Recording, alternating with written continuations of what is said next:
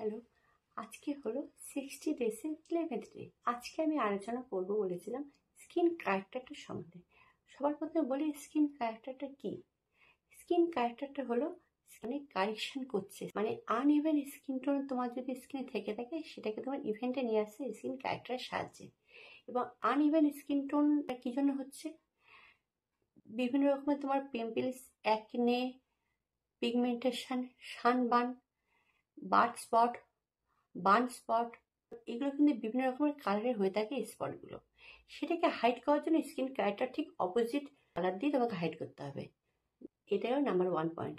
এটাকে তুমি অ্যাপ্লাই করবে কি সাহায্যে, দেখাচ্ছি এরকম একটা ফ্ল্যাট ব্রাশের সাহায্যে এটাকে অ্যাপ্লাই করবে। এবারে এটাকে ব্লেন্ড করবে কি সাহায্যে, দেখো এরকম টাইনি ব্লেন্ডার আর পয়েন্টেড ব্লেন্ডার সাহায্যে ব্লেন্ড করবে। এবারে হলো পয়েন্ট 3, তুমি যে বিউটি ব্লেন্ডার সাহায্যে স্কিন কারেক্টারটা ইউজ করবে সেই ব্লেন্ডারটা যেন ওয়েট হয়, মানে ভেজা হয় কিন্তু জল যেন না থাকে, ব্লেন্ডারটার মধ্যে যেন ময়েশ্চার থাকে।